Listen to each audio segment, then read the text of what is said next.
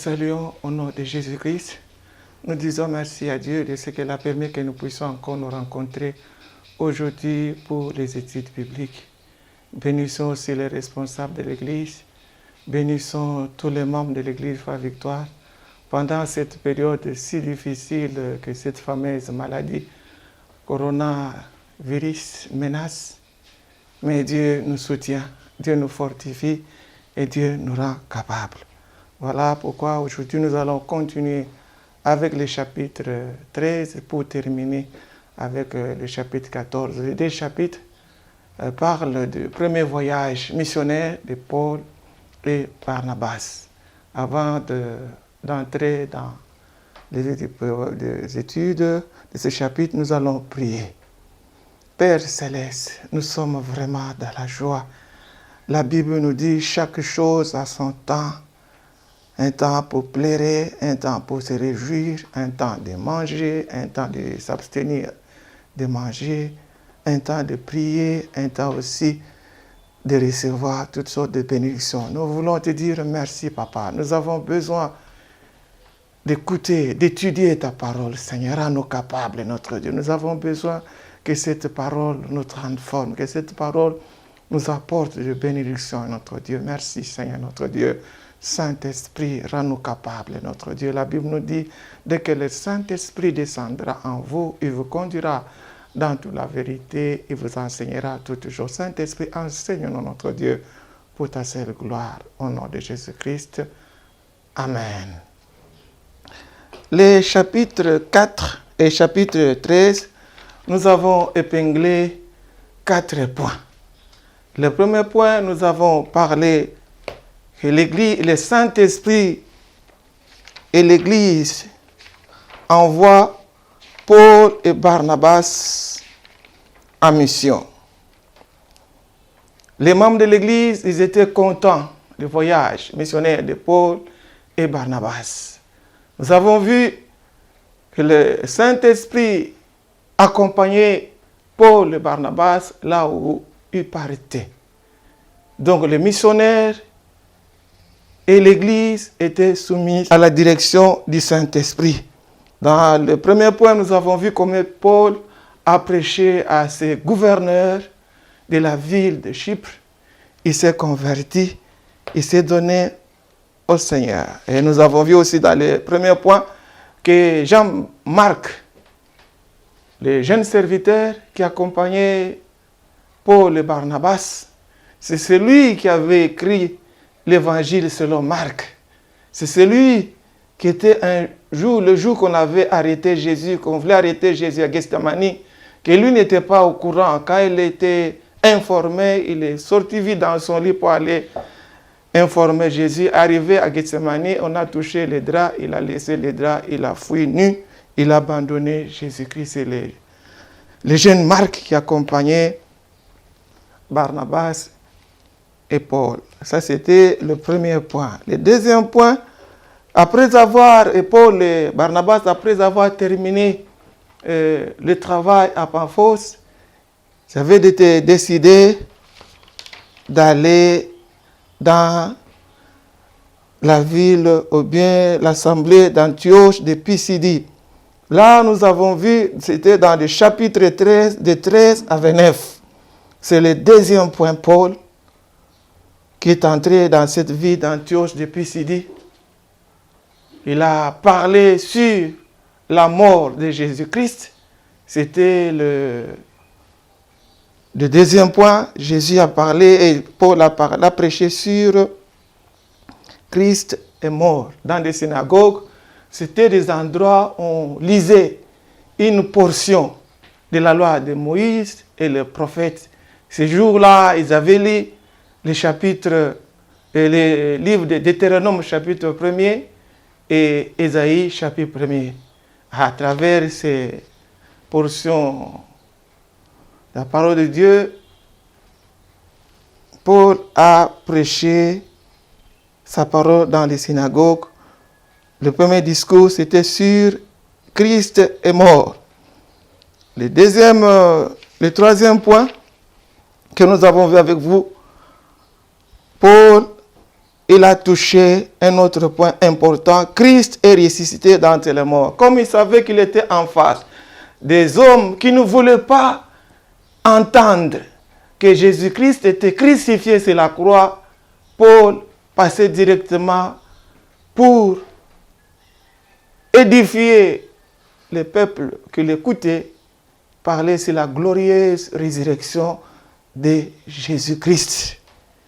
Quand Pilate a décidé de faire mourir Jésus-Christ, il l'a enterré et les gens qui l'ont enterré sont allés voir Pilate pour lui dire non, cet homme, quand il était encore vivant, il disait que je suis capable de détruire ce temple en 3 jours, ressusciter et reconstruire encore en 3 jours. C'est pour dire, il disait qu'il ressusciterait le 3e jour. Si vous laissez comme ça, c'est possible que ses disciples viennent vite voler son corps et témoigner qu'il est ressuscité. Vaut mieux de renforcer vraiment la sécurité. Voilà, Pilate a scellé la tombe de Jésus-Christ. Il a pris une grosse pierre, il l'a placée sur le tombeau de Jésus-Christ. Il a renforcé les soldats, Satan, les diables, et aussi de l'autre côté, ils ont appuyé l'action de Pilate.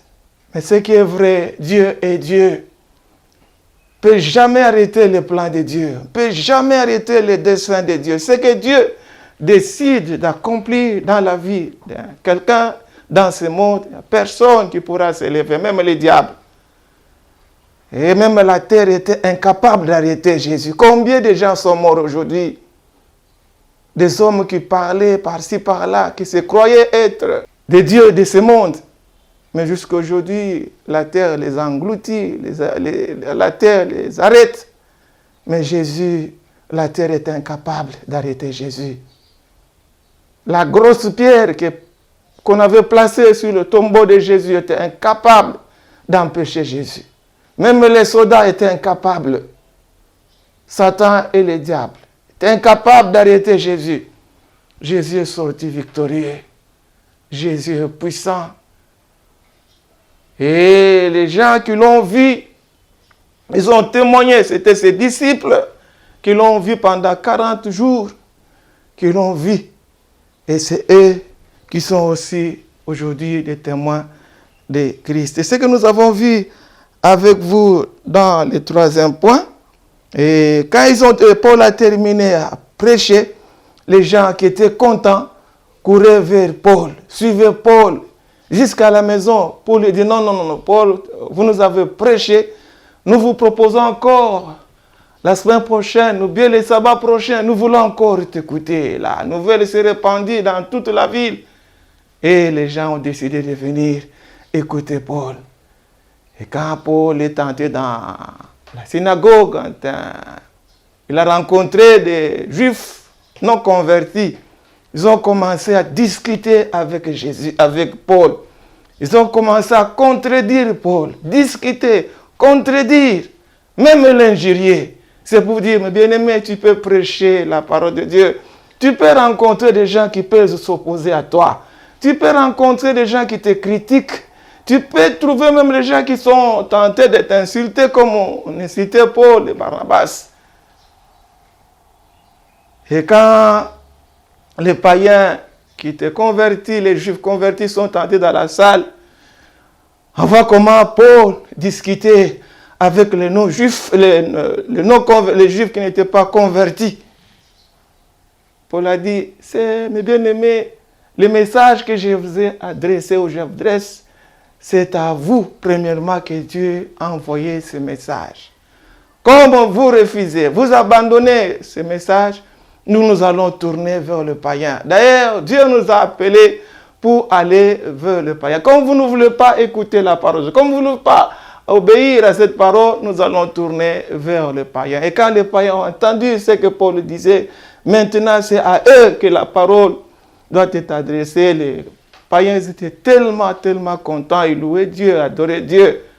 Mais les juifs non convertis, méchants, colériques, ils ont suscité des troubles Dieu merci, Paul et Barnabas, ils se sont remarqués, non, si nous restons ici, nous risquons d'être lapidés. Ils se sont déplacés pour la ville d'Iconie. C'est ça le cinquième point que nous voulons voir. C'est pour dire, mes bien-aimés, là où il y a la bénédiction, là où il y a des bénédictions de Dieu, le diable n'est pas content.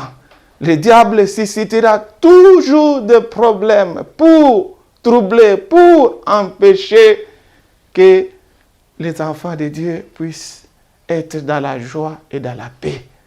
Malgré la persécution, malgré les troubles, les disciples, les missionnaires, Paul et Barnabas, ils étaient contents de quitter cette ville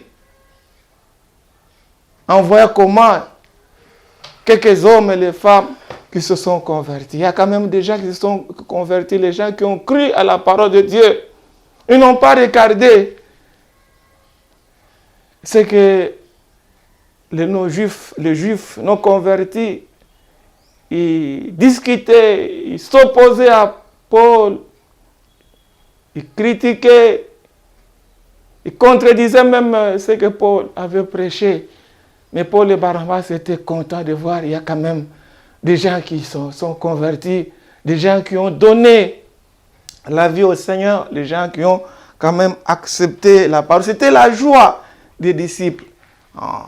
Avec toutes les situations compliquées que les non-convertis cherchaient à troubler, Paul et Barnabas, ils ont eu le courage de se déplacer. Ça, nous avons vu, c'est dans chapitre 13, le verset 42 à 52. Ça, c'est le quatrième point et le dernier point que nous avons vu dans le chapitre 13. Je disais encore, le chapitre 13 et le chapitre 14 nous parlent du premier voyage missionnaire de Paul et Barnabas. C'est le cinquième point maintenant que nous voulons aborder. Se trouve dans le chapitre 14. Avant de toucher les 2 points dans ce chapitre, nous voulons un peu lire la parole de Dieu dans Actes des Apôtres, chapitre 4, du premier verset jusqu'au dernier verset que nous allons lire, le chapitre 14. Nous lisons. Or, il arriva qu'à Iconie, ils entrèrent de même dans la synagogue des Juifs. Ils parlèrent de cette sorte qu'une grande multitude de Juifs et de Grecs crurent. Mais les Juifs qui étaient restés incrédules excitèrent et irritèrent les âmes des païens contre leurs frères.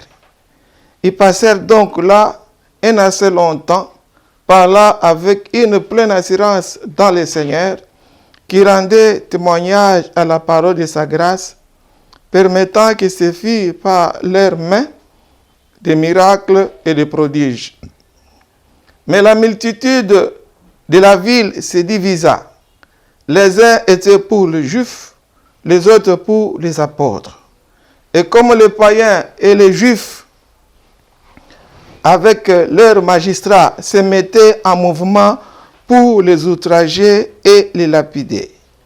Et s'en étant aperçus, se réfugièrent dans les villes de la Lycaonie, à Lystre et à Derbe, et dans les pays d'alentour. Et là, ils annonçaient la bonne nouvelle. Et un homme à Lystre, impotent, de pied, se tenait assis, perclus de sa naissance. Il n'avait jamais marché. Cet homme écoutait parler Paul, qui, ayant arrêté son regard sur lui, et voyant qu'il avait la foi pour être guéri, dit d'une voix forte, « Lève-toi droit sur tes pieds. » Et il sauta et il marcha. Or, la foule, ayant vu ce que Paul avait fait, éleva la voix, disant en langue lycaonienne, « Les dieux s'étant fait semblables aux hommes, sont descendus vers nous. » Et ils appelèrent Barnabas Jupiter, et Paul Mercure, parce que c'était lui qui portait la parole. Et le sacrificateur de Chipité, qui est à l'entrée de la ville, ayant amené devant la porte de taureaux avec les guirlandes, voulait ainsi que la foule offrire un sacrifice. Mais les apôtres Barnabas et Paul, l'ayant appris, déchirèrent leurs vêtements, se lancèrent dans la foule, criant et disant: « Hommes, pourquoi faites-vous cela? Nous aussi, nous sommes des hommes sujets aux mêmes infirmités que vous. Nous vous prêchons l'évangile qui vous dit de vous détourner de ces choses viennent pour vous tourner vers le Dieu vivant qui a fait le ciel et la terre et la mer et toutes les choses qui y sont. C'est Dieu, dans les générations passées, a laissé toutes les nations marcher dans leur voie. Quoiqu'il n'en soit point laissé lui-même sans témoignage, lui qui faisait du bien, qui vous envoyait du ciel le pluie et les saisons fertiles, qui vous donnait la nourriture avec abondance et remplissait vos cœurs de joie. Et en disant cela, à peine peut-il empêcher la foule de leur sacrifier. Mais Antioche et Iconium servirent des Juifs qui, après avoir gagné la foule et lapidé Paul, les traînèrent hors de la ville, croyant qu'il était mort. Mais comme les disciples s'étant rangés en cercle autour de lui, il se releva et entra dans la ville, et le lendemain, il s'en alla avec Barnabas à Derbe. Et après avoir annoncé l'évangile dans cette ville-là, et avoir fait un assez grand nombre de disciples, ils retournèrent à Lystre, à Iconium et Antioche. Affermissant les âmes des disciples, les exhortant à persévérer dans la loi, dans la foi, et leur présenta que c'était par beaucoup d'afflictions qu'il nous faut entrer dans le royaume de Dieu. Et ils leur choisirent des anciens dans chaque église, et après avoir prié et jeûné, ils les recommandaient au Seigneur en qui ils avaient cru. Et ayant traversé la Pisidie, ils vinrent à Pamphylie. Et après avoir annoncé la parole à Perge, ils descendirent à Attalie. Et de là, ils s'embarquèrent pour Antioche, d'où ils avaient été recommandés à la grâce de Dieu pour l'œuvre qu'ils avaient accomplie. Et quand ils furent arrivés, qu'ils eurent assemblé l'église, ils racontèrent toutes les choses que Dieu avait faites avec eux et comment il avait ouvert aux païens la porte de la foi. Et ils demeurèrent un assez longtemps avec ses disciples. Ça, c'est le chapitre 14 que nous voulons aborder aujourd'hui et peut-être terminer.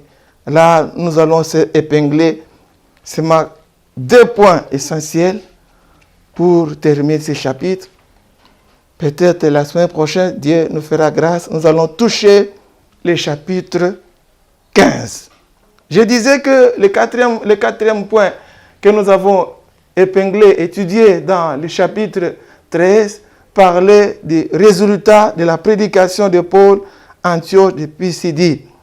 Donc, après avoir prêché, les gens qui ont cru, qui ont accepté Jésus, qui étaient contents d'écouter la parole que Paul leur a adressée, ils ont préféré suivre Paul là où il dormait, là où Paul et Barnabas dormaient, posant tant de questions, et Paul les aidait, les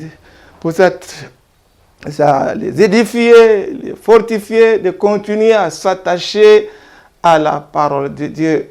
Et c'est vrai, vous nous avez bien prêché, nous sommes contents de la parole de Dieu, mais nous voulons que la semaine prochaine, le sabbat prochain, que tu viennes encore nous parler. Paul et Barnabas n'ont pas hésité, ils étaient contents, sont entrés dans la synagogue, ils ont rencontré des Juifs qui n'étaient pas convertis.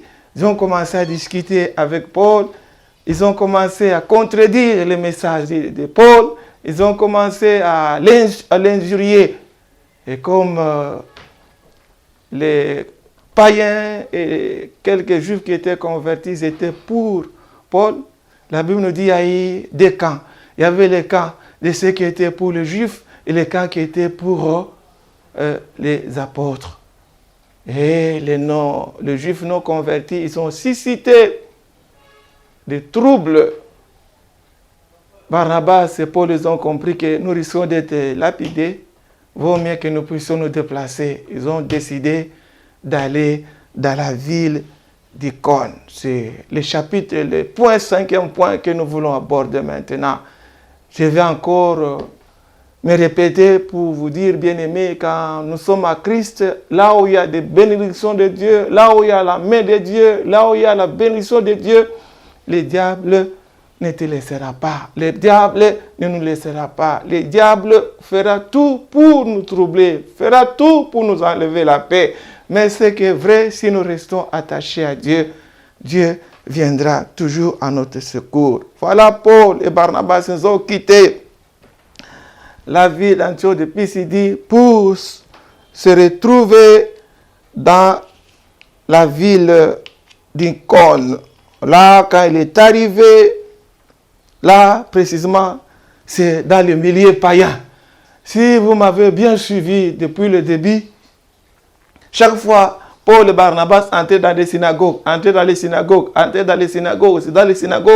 on lisait une portion de la loi de Moïse, ou bien le prophète. C'était un endroit où ils écoutaient la parole de Dieu. C'est là où Paul et Barnabas entraient souvent. Maintenant, dans la ville d'Icône, de Lystre et d'Herbe, c'est un milieu païen, là où il n'y avait pas de synagogue. Il y avait des synagogues, c'est-à-dire il y avait des Juifs. Dans des villes où il y avait des synagogues, il y avait des Juifs. Ici, c'était vraiment des païens tout faits qui ne connaissaient pas Dieu. Voilà le milieu où Paul et Barnabas sont entrés. Il n'y avait pas de synagogue. Maintenant, Paul et Barnabas, ils ont commencé à prêcher en public. C'était en public que Paul et Barnabas ont commencé à annoncer la parole de Dieu.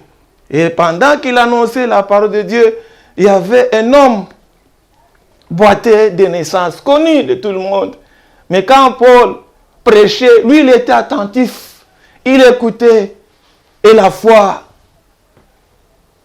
Et il manifestait la foi, il manifestait les désirs à la parole de Dieu. Et quand Paul a regardé, et Paul a prié pour lui, Paul a proclamé la guérison sur lui au nom de Jésus-Christ, et la personne était guérie. Et c'était terrible dans la ville de voir de telles choses. Ils n'ont jamais vu des miracles pareils. Quelqu'un qui était boiteux de naissance, par la prière, par seulement une déclaration au nom de Jésus-Christ, et la personne se met debout, a commencé à marcher. Et c'était formidable. Donc la parole accompagnée par des miracles. La parole accompagnée par la puissance de Dieu. Et les gens ont vu la puissance de Dieu. Et, ils ont même parlé dans leur dialecte. Ah non. Nous venons de voir des dieux humains descendre dans notre vie. Nous n'avons jamais vu de telles choses. Des dieux sous forme humaine qui viennent dans notre pays. Ils ont vraiment loué Dieu, ils ont adoré Dieu, de voir comment Dieu a opéré un miracle dans leur vie. Ils n'ont jamais vu de telles choses. Et ils ont couru vite, amené des taureaux, amené des guirlandes, donc de couronnes, pour adorer Paul, pour adorer Barnabas. Dieu merci, Barnabas et Paul, ils ont compris, non, ils ont déchiré, ils ont pleuré, ils disent, non, vous ne pouvez pas faire de telles choses. Nous sommes des hommes comme vous. Hein? Nous avons aussi des infirmités comme vous. Nous passons aussi des moments difficiles comme vous. Nous sommes comme vous. Vous ne pouvez pas faire de telles choses. Je me souviens aussi les cas aussi de Pierre, quand Pierre est arrivé chez Corneille. Corneille l'avait invité. Et quand Corneille s'est approché devant Pierre, il s'est agenouillé. Il est tombé par terre. Pierre l'a dit, non, non, non, non, non, non, non. Corneille, tu ne peux pas faire de telles choses.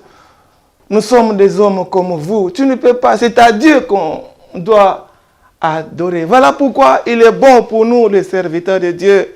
Hein, quand Dieu opère un miracle à travers vous, amène ces gens-là à tourner leurs yeux vers Dieu. Que les gens ne puissent pas te regarder, dire n'importe quoi, puisque parfois les acclamations, hein, il y a aussi le danger des acclamations dans les églises. Hein. Il faut faire attention que quand les gens commencent à acclamer, à t'adorer, au lieu de tourner leurs yeux vers Dieu, commencent à tourner les yeux sur toi, pensant que s'il y a la guérison, s'il y a des miracles, hein, ça vient de toi. Non, ça vient de Dieu. Il faut être prudent. Je disais, Paul et Barnabas, ils étaient entourés par les gens qui ont vu le miracle dans leur ville. La puissance de Dieu, la parole accompagnée de la puissance de la guérison divine. Et les gens étaient tellement contents, cherchaient à emmener des taureaux, des couronnes, des guinlades pour donner à Paul et Barnabas. Non. Paul et Barnabas, ils ont compris que nous ne pouvons pas faire de telles choses. Nous sommes des hommes comme vous. Tournons nos yeux tous vers Jésus. Nous vous prêchons la parole de Dieu pour que nous puissions, vous et moi, nous puissions tourner nos yeux vers le Seigneur. C'est là où il y a la vie, c'est là où il y a la victoire. Il ne faut pas nous regarder. C'est la puissance de Dieu qui agit en nous. C'est très, très important en tant qu'enfant de Dieu. Avec dans cette joie, il y a, comme je venais de dire, là où il y a la bénédiction de Dieu, là où il y a la main de Dieu, le diable ne peut pas rester calme, ne peut pas vraiment vous regarder, vous êtes en train de vous réjouir, d'adorer Dieu. Il doit toujours susciter des problèmes. Et en public, les Juifs non convertis, ils sont venus encore susciter des troubles. Comme ils le faisaient dans la vie d'Icône, ils ont encore suscité des troubles dans la ville. Ils ont pris Paul, ils ont tapé Paul, ils ont tapé, frappé sérieusement, à demi-mort, à mort même. Et en le frappant, ils ont compris qu'ils ont tué Paul. Ils ont transporté Paul, ils l'ont jeté. Ils l'ont jeté. Dieu merci, les disciples, les païens, les juifs qui étaient convertis, ils sont allés entourer Paul. Dieu merci, Dieu a réussi à réveiller encore Paul. Paul a essuyé ses mains, les habits, a enlevé la terre, a enlevé la poussière, a enlevé tout ce qui était sur son corps, saleté, l'a enlevé. Et il a continué à prêcher. Voilà pourquoi, bien-aimés, la vie chrétienne n'est pas facile. C'est que les gens disent que la vie chrétienne est facile. Ce n'est pas facile. Voyez, vous vous souvenez de ce que j'avais épinglé lors de l'introduction au chapitre 13. Hein, je disais que les missionnaires, les disciples, ils ont une double force. L'Église et le Saint-Esprit. Hein? Ce que nous avons vu avec vous avant leur voyage, hein, ils avaient organisé un culte de prière, de jeûne et l'imposition de mains. Hein? C'était pour que dans leur ministère, les dangers et les difficultés qu'ils vont rencontrer puissent résister et continuer à s'attacher à Dieu. Antioche de Syrie, mais Paul et Barnabas, ils ont encore accepté de rentrer dans des villes où ils étaient malmenés, où ils allaient, ils étaient méprisés, où ils étaient frappés. Ils sont rentrés là pour édifier les membres, les hommes et les femmes qui étaient vraiment convertis, attachés à la parole de Dieu, pour les pousser à continuer à s'attacher à Dieu, quelles que soient les difficultés, quels que soient les problèmes que nous pouvons rencontrer. nous ne pouvons pas abandonner Dieu. Ils sont restés attachés et ils ont passé par des villes qu'ils ont rencontrées, des moments difficiles, mais ils ont eu le courage d'aller encourager encore le frère qui était converti, de demeurer ferme à Dieu. C'est par les difficultés que nous allons entrer au ciel. Il les a encouragés et ils ont choisi des anciens dans les églises qui vont continuer à édifier les membres de l'église jusqu'à ce qu'ils sont arrivés dans la ville d'Antioche de Syrie, l'assemblée qui les avait envoyés. Voilà ce que nous devions, j'avais préparé pour vous dans les chapitres 13 et chapitre 14. Je disais que c'était le voyage missionnaire. Nous avons vu comment l'église d'Antioche qui était vraiment préparée pour le voyage missionnaire. Vous voyez comment le don du Saint-Esprit se manifestait dans l'église. Nous voyons comment le Saint-Esprit qui agissait dans la vie des disciples. Nous voyons combien les difficultés qu'ils ont rencontrées, mais ils ont persévéré à servir Dieu. Nous aussi, bien-aimés, nous sommes appelés à nous attacher à Dieu. Peu importe les difficultés que nous pouvons rencontrer, faisons confiance à Dieu. Dieu ne va pas nous abandonner. Voilà pourquoi j'aimerais dire merci à Dieu pour la journée d'aujourd'hui. Et nous sommes arrivés à la fin. Aujourd'hui, on a terminé les chapitres 13 et les chapitres 14. La semaine prochaine, Dieu nous fera grâce. Nous allons aborder les chapitres 15. Si nous pouvons élever nos voix, nous allons dire merci à Dieu pour la journée d'aujourd'hui. Père Céleste, nous te disons merci.